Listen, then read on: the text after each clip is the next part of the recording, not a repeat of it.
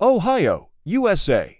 The air in late September 2000 was already cool, but still held the sweet aftertaste of summer. For Lavra and Mike Stevens, it was a time that smelled of fresh paint, sawdust, and boundless dreams. They had just received the keys to their house. Not an apartment, but a real two-story home with a porch and a yard where Mike already planned to lay sod and Lavra dreamed of a rose bush. They stood, embraced, in the middle of the empty living room, and the echo of their laughter rang against the bare walls. "Look," whispered Lavra, placing a hand on her barely noticeable belly. "This will be his room, with a window to the garden." Mike held her tight, his breath mingling with her hair. "Everything will be perfect, baby. Everything. I promise. We did it all ourselves. This house, the Toyota we moved mountains. And now, this is our biggest project." He kissed the top of her head, and she closed her eyes, feeling like the most protected woman in the world. They really had done it all themselves. They met in college, both from simple families, both burning with desire to grab their piece of the American dream. They worked tirelessly, he as a manager at a logistics company, she as a freelance graphic designer. Their life was a schedule, calculations, a mortgage, but they didn't complain.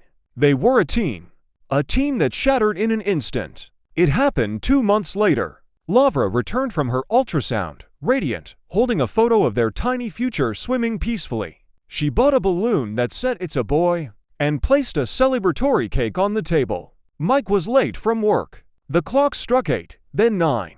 Lavra began to worrying. At 10, the doorbell rang.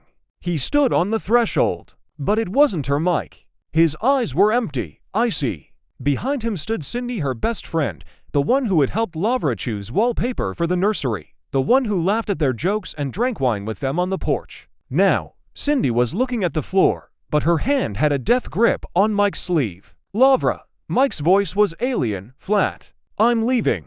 She didn't understand. She looked at the cake, the balloon, the ultrasound image in her hand. "What? Mike, are you sick? Come in. Everything's getting cold. I'm not joking." He shifted his gaze to Cindy, and a flicker of something like excitement flashed in his eyes. "Cindy, and it's serious. I'm moving in with her." The world didn't just collapse. It disintegrated into fine, prickly dust that choked her lungs and eyes. Lavra didn't cry. She couldn't make a sound. "But I'm pregnant." "Our son, you wanted this." Mike cut her off. "You'll figure it out. The house and car are mortgaged. If you can't pay, the bank will take them.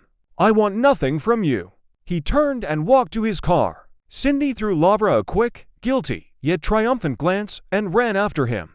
Lavra stood on the threshold of her home, the very embodiment of their shared victories. The door slammed shut, and she just stood there, clutching the image that held all her happiness, a happiness that had just gotten into a car and driven away. The following days, weeks, months became a test of strength Lavra never knew she possessed. She cried at night so she could be strong during the day.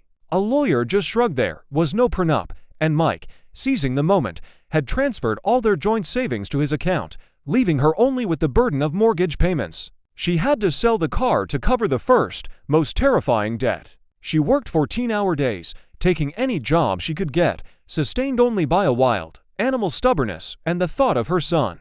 She gave birth to him alone. The hospital room was quiet. There was no one to bring flowers or hold her hand. She named him Ethan. Ethan Stevens. No middle name. Just her last name.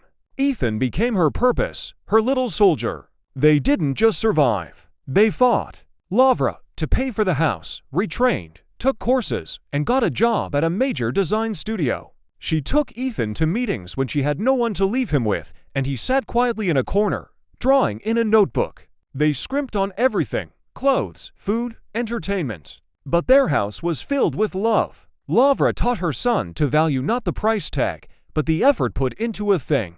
Ethan grew into a remarkably serious and driven boy. He saw his mother staying up nights, and at 10 years old, he announced he would get a job delivering newspapers, helping neighbors with their computers. At school, he burned with academic passion, just as his mother had once burned with work. He saw her sacrifices and was determined to justify every single one. 18 years passed. Ethan Stevens, a lean young man with clear eyes and a calm confidence, stood on the stage of a prestigious university. He had received a scholarship for outstanding achievement in robotics. His project to create a bionic prosthesis controlled by thought was the breakthrough of the year. Lavra sat in the front row, and tears streamed down her face, but they were different tears now, proud, cleansing. After the ceremony, they had a modest celebration in that very house. The rose bush on the porch was blooming wildly. The mortgage had long been paid off. Life was good. The doorbell rang. Lavra, thinking it was Ethan's friends, opened it with a smile. Mike stood on the doorstep. Time had not been kind to him. He was heavier, his face sagging, his eyes holding a permanent weariness and something akin to greed. He offered a weak smile. Lavra, hi. I saw the report on TV about our son. Lavra didn't move, blocking the doorway. I don't have a son with you, Mike. I have a son. What do you want? Don't be like that. He tried to peer inside. I know. I made a mistake. A huge one. Cindy, it was an illusion. She left me after 5 years, cleaned me out. All these years I've been suffering. But I always remembered you. Ethan walked into the hallway. He was taller than his father, and his calm, stunning gaze made Mike shrink. Mom, is everything okay? Ethan asked, placing a hand on Laura's shoulder. Son, Mike exclaimed, taking a step forward. I'm your father. I'm so proud of you. Look, I know I missed a lot, but I want to make up for it now. Come back to the family. We can start over. A heavy pause hung in the air. Lavra looked at her son, then at the man in the doorway, at this pathetic shadow of the man she once loved. Our family, Mike, she said quietly, but so clearly that every word fell like a stone, wasn't built when we bought this house. It was founded the day you left us. Its foundation is my despair, my tears, and my resolve not to break. Its walls are my work and my son's determination. And its roof is our love and respect for each other. There is no place for you in this family. You didn't lay a single brick. You only tried to destroy what Ethan and I have been building all these years. She looked at him without hatred, only with a cold, final bewilderment. You left when we had nothing. You want to come back now that we have everything.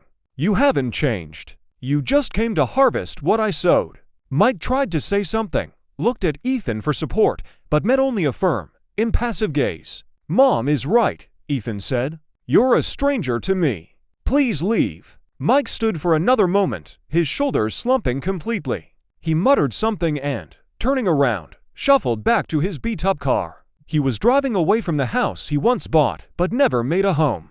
Away from the family he betrayed when it was just a fragile hope, and which he lost forever when that hope turned into an uncheckable fortress. Lavra closed the door and turned to her son. She wasn't smiling. She just sighed deeply, as if shedding the weight of the last 18 years from her shoulders. Are you okay, Mom? Ethan asked, hugging her. Yes, son, Lavra replied, looking at her strong, beautiful house and her amazing boy. Everything is okay now. They walked back into the living room, to their celebration, leaving the past outside, a past that no longer had any power over them. Their American dream wasn't born in 2000, but much later, and it was worth every tear, every hard minute, because they had built it themselves.